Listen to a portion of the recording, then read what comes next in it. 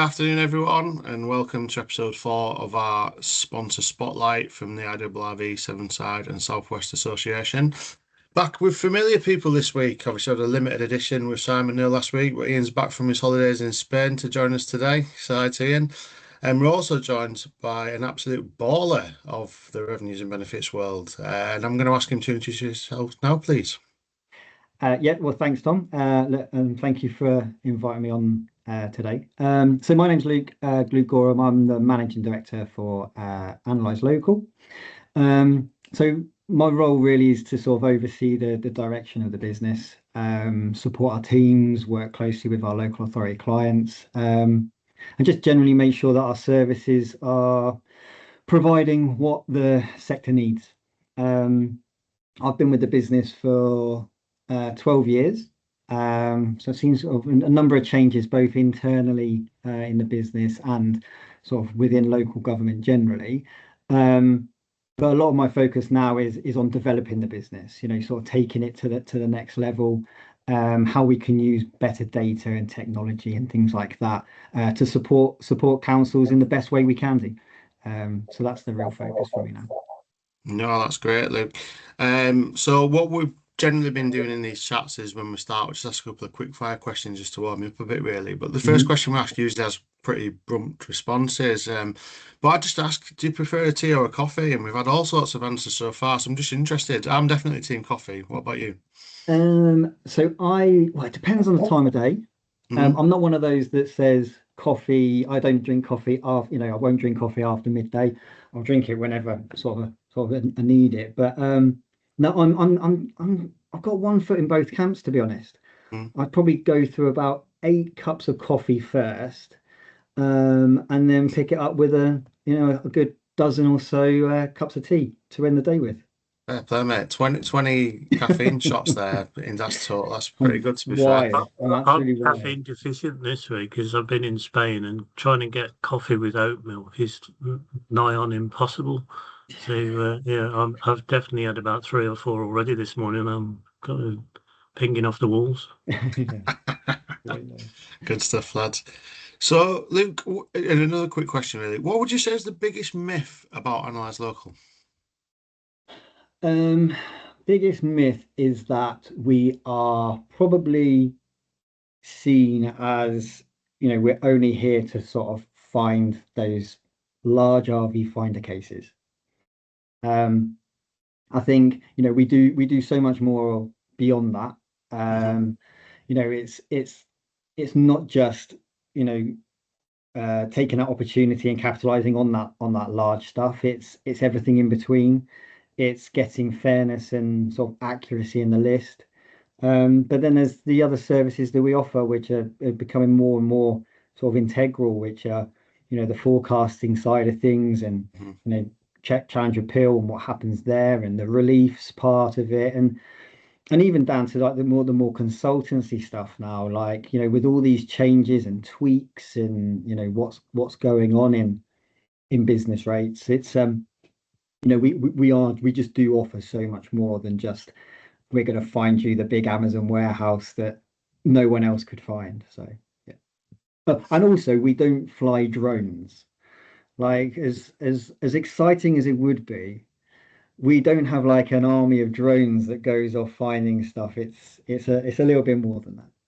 It is a little bit more like, say, I remember when I was at Slowborough Council, Ashley Sinclair came along and showed us a few of the things. Obviously, I won't say what it is directly right now, but it's safe to say, no, it's not drone pilots, and it's really, really sophisticated. But you alluded to it a bit there, Luke, in terms of you're more than just an RV finder service. So typically, what other services do Analyse Local provide to councils across the country?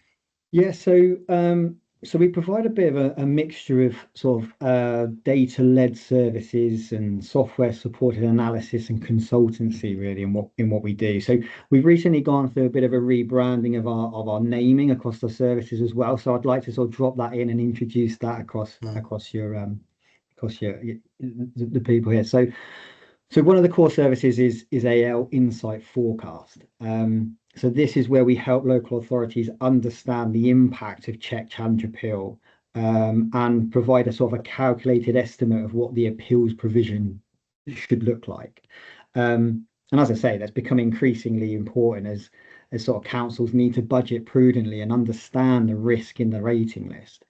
So on top of the RV Finder, which has been renamed AL Maximise Business, we also, not only do we find the missing and undervalued properties within the business rates list, we also mirror that in council tax as well. So we find those missing dwellings, and again, it's about accuracy and fairness in the list, and making sure that local authorities can really make sure they maximise that opportunity within rates retention.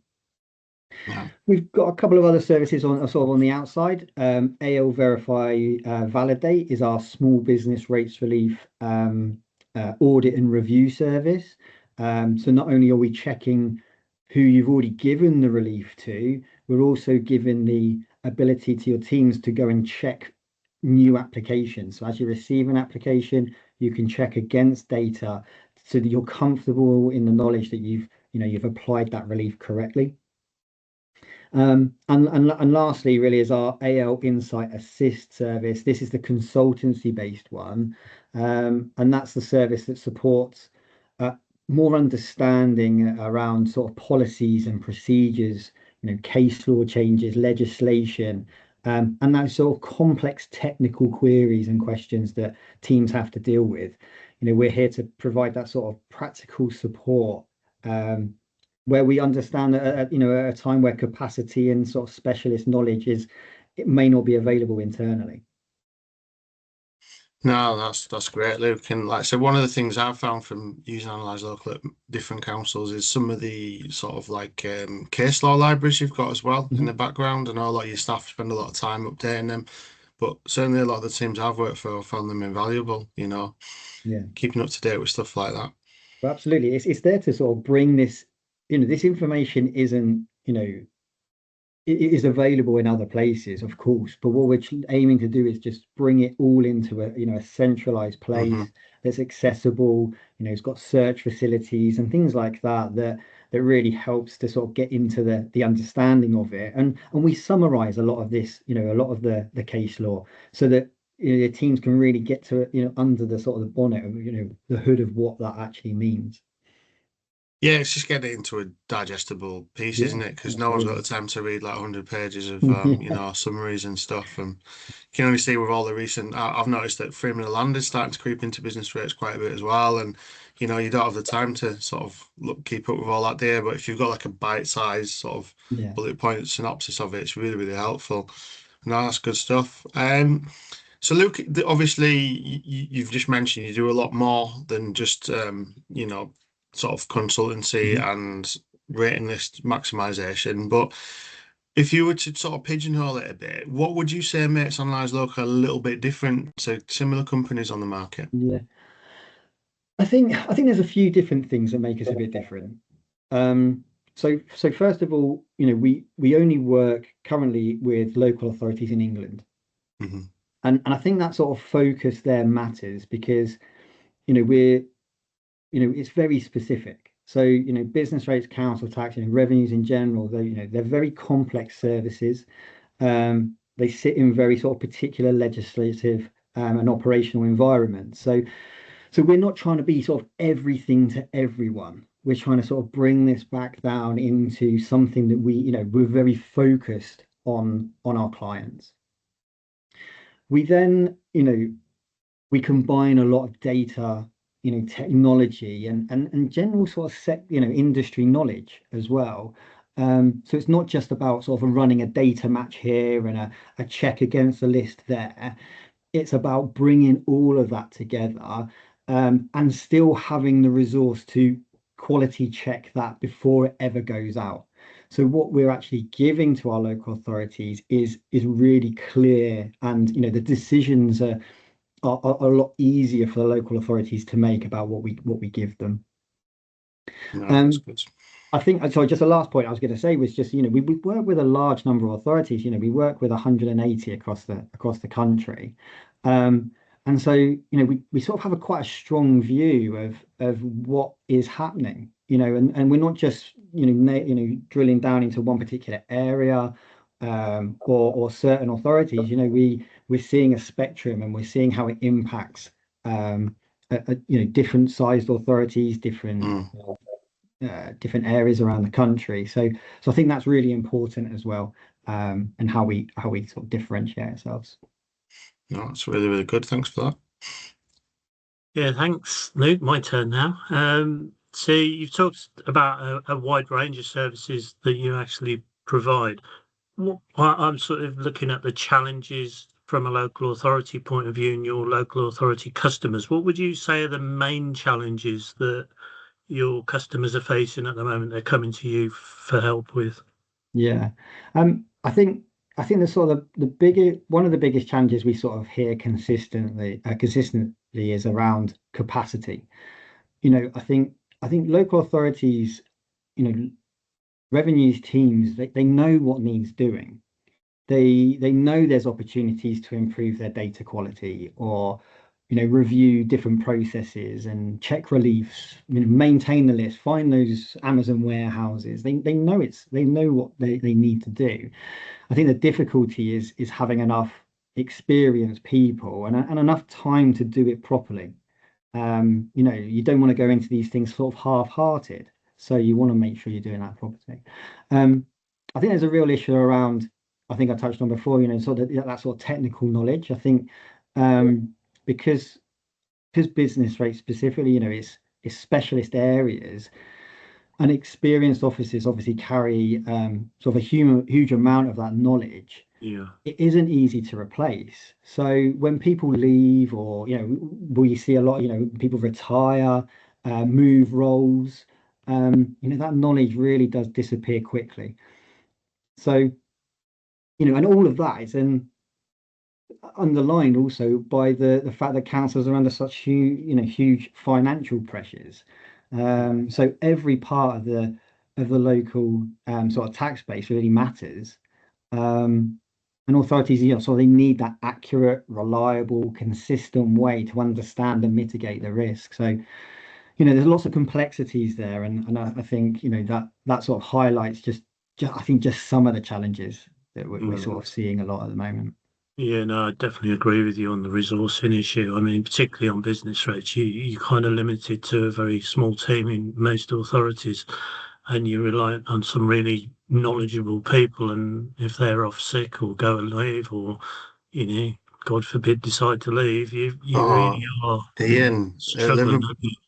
Liverpool's a great example of that. We couldn't find a business rates manager for nearly 9 months after I started. It took that long to find someone we felt was, good enough for that role with the knowledge. And you're right, it's definitely a skill shortage, Luke. And you'll see the sharp end of that working with 180 councils, won't you? With people leave, like you say, that local knowledge is lost. So it's invaluable to work with services like yourself. Yeah, absolutely. And and I think to sort of give sort of again another sort of shout out to like the IRRV. It's that training part of it as well, isn't it? It's that making sure that when you are getting sort of the new blood in, that they are getting that fundamental understanding of what the industry is, so that they can then build on that with the sort of working knowledge. And it takes time. It takes time to sort of bleed through, though, doesn't it? And Tom, being 9 months without a business rates manager is such a long time to deal with that.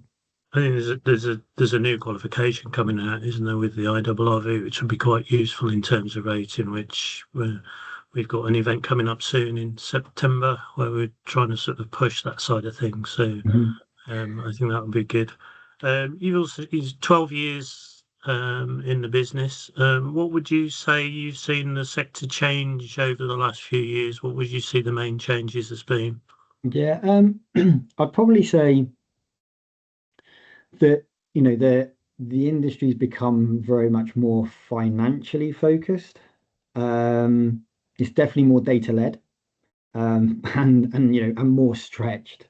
I think a few years ago, sort of conversations would have been around individual projects, or specific exercises, whereas we're having those broader conversations about financial resilience and risk management, and that sort of long-term aspect of everything, rather than just the quick here and now quick wins.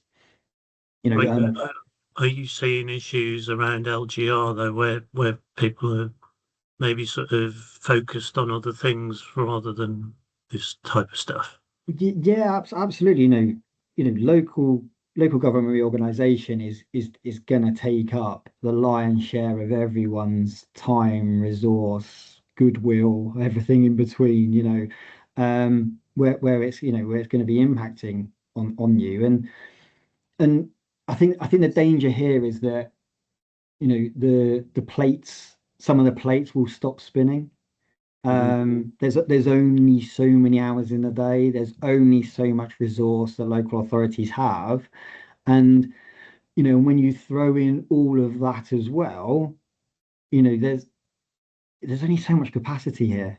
And and Andy Burnham's coming in, he's making tweaks to it, to everything. And this just filters down to the front, to those frontline revenues teams again, doesn't it? It's great to make policy changes. It's great to make, these big gestures to different industries within out there. But someone's got to deal with this. Yeah. Someone's got to front this up and actually put it into action. And I think that's a real challenge. Probably where you get in different responses from different authorities depending on where they are in the cycle of things, isn't it? You see, must be quite, you have to vary your approach depending on where people are in their own little issues, don't you? Yeah, absolutely. And I think for us, for the private sector, for private sector companies that are working with local authorities, I think there is a concern, obviously, that you sort of almost enter that sort of black hole until things get dealt with. We've actually seen it previously in one area where we had 4 local authorities all merging into one.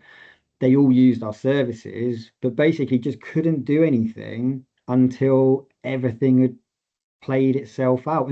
And all of this was then in a list of priority.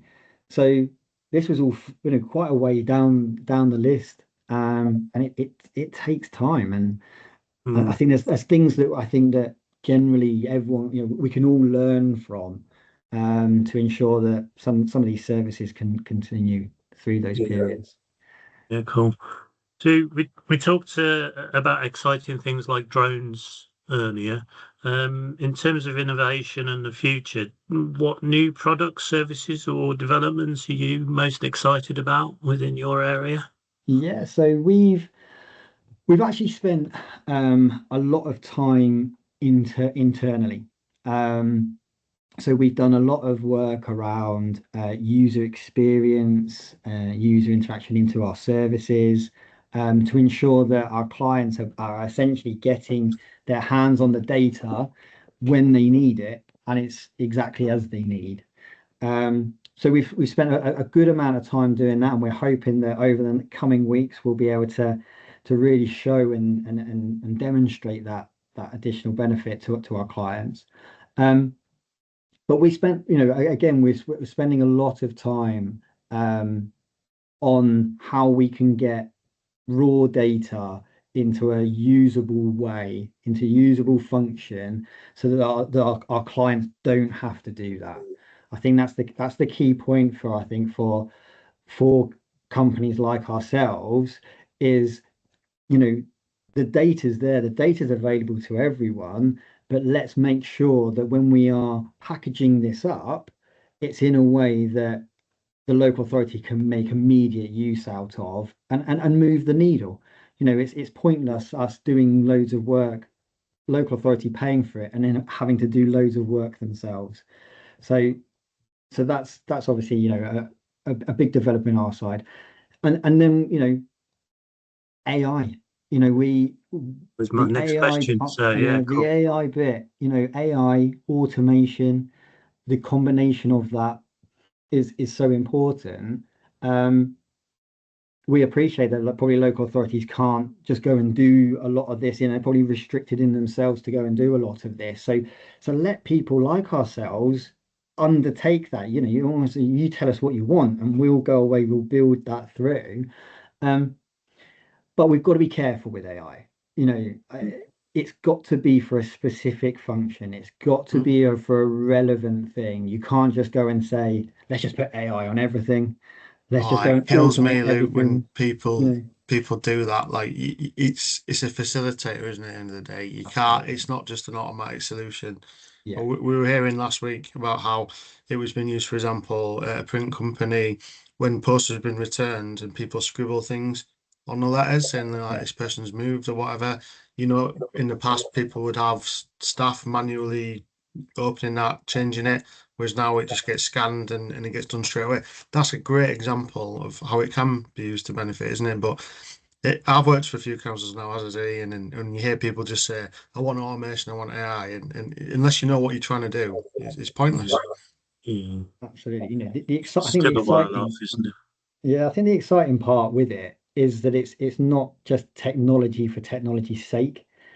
You know, it's technology that will help people to actually sort of make those better decisions or Mm. do things faster or do more Yeah. with what they've got. So they don't have this constant burden on the sort of the resource, you know. So that's the exciting part, and I'm finding out what those critical Yeah. parts are. Yeah, because I was certainly finding that you mention anything around AI to staff, and it's like, oh, what's happening to my job then? And it's like, oh, hang on a minute, we ain't got enough time in the day to do what we want to do. This is about making your job better, not making it Mm. worse. You know. Mm. And I think you're right. And you know, we have the same conversation internally at our place. You know, it's kind of, you know, we want to be an AI first company. Like but we were also very clear that our strategy is not that AI replaces staff. It enhances them. It gets them into the areas that you know where they'll make a real difference, where they'll make a Yeah. real impact, rather than the manual stuff, the stuff that you know, It's all as the Tom time. said, yeah, absolutely. You know, Yeah. as Tom said, you know, writing on a letter, like, well, you don't want your most experienced member of staff reading a gone away, you know, and going, you can deal with that, you Absolutely. know. So, moving on then to a success story, is there anything you would like to share with us, a project or a piece of work that you're particularly proud of? Yeah, you know, I think we've got, you know, sort of one particular project that we did. It was actually, you know, helping them identify missing and undervalued properties through our service. So it wasn't just that I was proud on this particular contract that we secured because of necessarily the financial impact, although it was, you know, quite significant on you know for the local authority, but it was kind of what it represented. It's obviously supported the service and the fairness and accuracy in the tax base. But it was kind of how our teams went about it. We went about it in a slightly different way than we normally would have. Um, we engaged with the authority to understand exactly the criteria they wanted, what they needed, the speed in which we had to deliver it. And so it was a sort of a culmination of everything just was slightly different to how we'd normally go about our service, but it worked so well. Um, Any and reason why it was slightly different? Was that the client or was that yourselves or? um, it was really a combination. It was because the client themselves wanted what needed the value, Mm, you know, in a very quick turnaround. mm. Um, and then it was what how our team went about that. Yeah. Um, So is and that is you that in a way your customer comes to you knowing exactly what they want rather than thinking, oh, I've got to use Analyse Local to do, like you said, the basic finding RVs. yeah, This was actually a customer who knew exactly what they wanted. that's it. You know, it was almost like specification written. You know, it was Yeah. we know what we need, we know when we need it by, and you know, can you deliver that? And then it was on to us to say, yes, we can re-engineer some of our ways of working in the background, and we can then, you know, provide this to you. So yeah, it was it was a piece, like I say, the bit why I was so proud is because our team's engagement with the local authority, that different way of working, that we hadn't seen before, and now we're trying to do it in lots of other places as well. So I mean, I guess, from this conversation that we've all had today, that's quite a good message to get out of this is, you've explained all the products and services that you offer, and it's then for any authorities listening to this to go, well, we could approach you about this is exactly what we want, knowing now that you've got all of those other alternative products that you could bring to bear. So yeah, that's a good message. Yeah, no, absolutely. I think one of our key aims with everything is to understand that link around our services. They're not, as I said on about those specific projects. These things are entwined with each other. But that message with the in terms of what we do and asking for that specification, I think local authorities need to be doing this with every supplier out there. Yes. There's lots of suppliers that are doing some really interesting stuff, really good work, but it hasn't got to be off the shelf product. Engage with us, speak to us. What are your pain points? What are the problems, and how do you want us to address it? And then it's our problem to go away and work that out. So it's not just us. It's no, that's a good message. Yeah. Over to you, Tom. No worries. I mean, Luke, something that struck me, we've talked today, we've painted a pretty bleak picture of local government, haven't we? We've said there's no one left in business rates to do anything, no one's got any money, resources are stretched. So typically, in terms of if somebody was to onboard with Analyse Local, if we say on one of your typical products, you did say it had a jazzy new name, apologies, but say for like an RV finder, for example, how much resource would it take from the council to actually undertake that, and what kind of timescales are you working towards when you work with them? Yeah, so minimal time. It's next to no time at all. We are we're really fluid in how we work internally on our teams. We can, if someone was to onboard on an RV finder service today, I would, without a shadow of a doubt, know they would have cases to review and send on to the valuation office probably within the next 7 days, if not sooner. Because of the work we obviously do around the country in that service, we often have like different types of leads and things like that just work and almost bring those cases to the fore straight away. We may already have cases for you before you even onboarded and engaged with us. So that's obviously on that service. All the other services work in exactly the same way. Our onboarding is about making sure your staff are happy to use our service and they understand how to use and make the most out of it. As soon as that bit's done, it's there, it's yours. You can crack on and make full use of that. So we really try and keep that down to a minimum.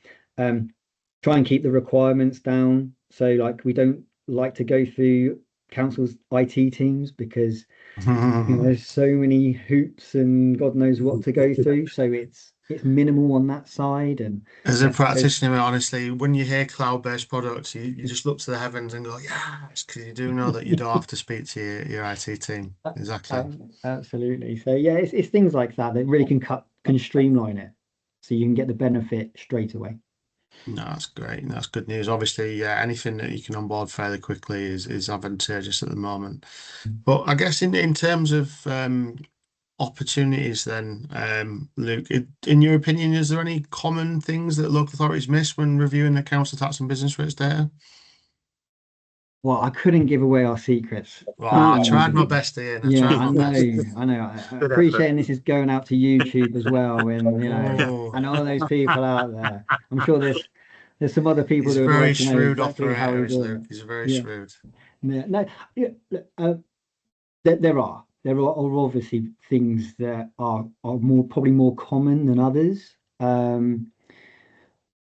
but that said, like I hugely sympathise with local authorities in this space, because it's a minefield, it's a nightmare. These things are happening all the time, and they're not always going through the correct channels and then going through the correct processes. Um, of course, the local authorities can do this, the RV finder bit. They could do it themselves, but they're just not going to cover the same ground in the same time that a service like ours would do. I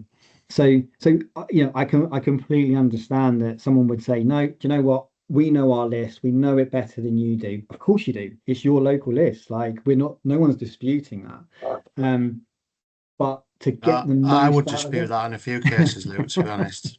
yeah, there you go. So, to get the most out of it for your council, Hmm.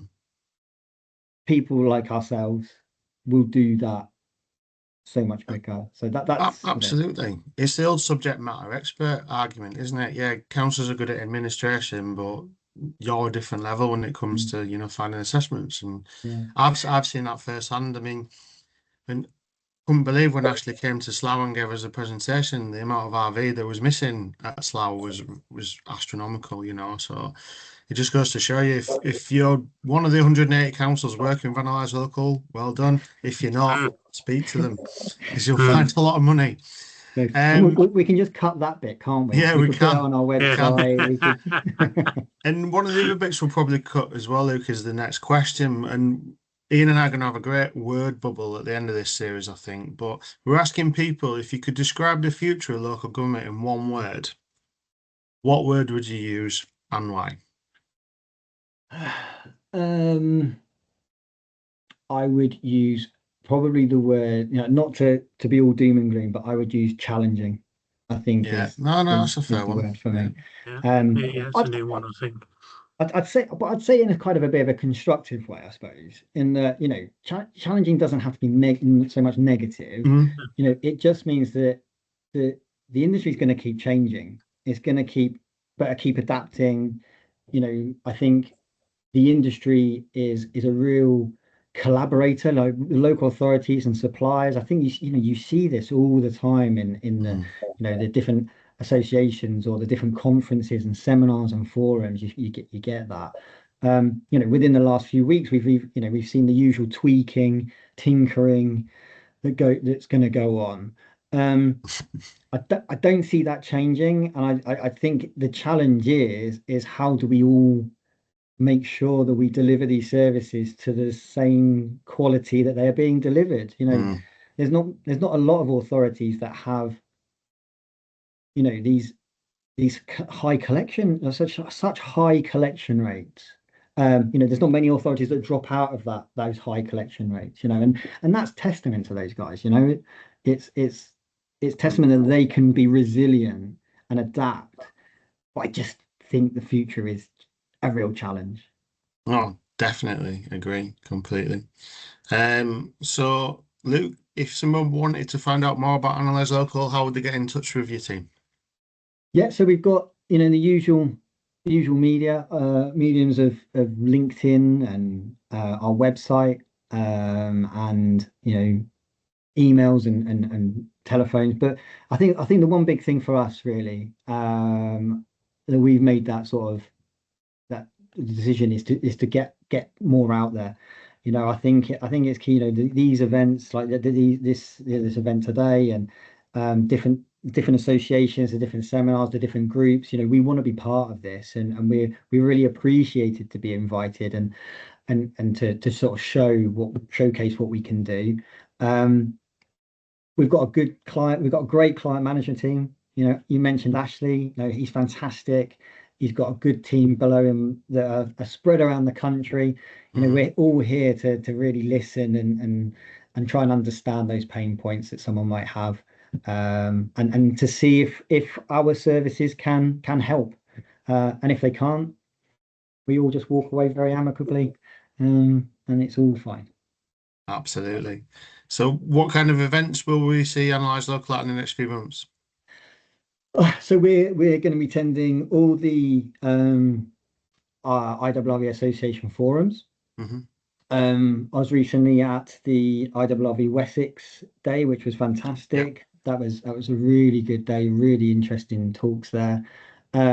We've got Ascendant Solutions coming up at the end of August. We're actually heading up to Scotland for the Scottish conference. We're trying to just sort of understand what's the changes up there. But obviously the big one is September, end of September at the IRRV annual conference, which is, you know, it's a fantastic event, and I'd really encourage as many people to come along if they can do. I appreciate, and obviously it's time out of the week, and it's, you know, it's additional expense, but you know, the ability to sort of really engage with people at those events is fantastic. No, definitely. I'll definitely be there because my team's up for 2 awards, so fingers crossed, eh? Fingers crossed. I always seem to lose out to Ascendant Solutions, me though. I've got a bad record against those boys. Yeah. Not good. Not good. So, Luke, thanks for the chat today. Been really, really insightful. But one final message for our IRRV Severnside Southwest community.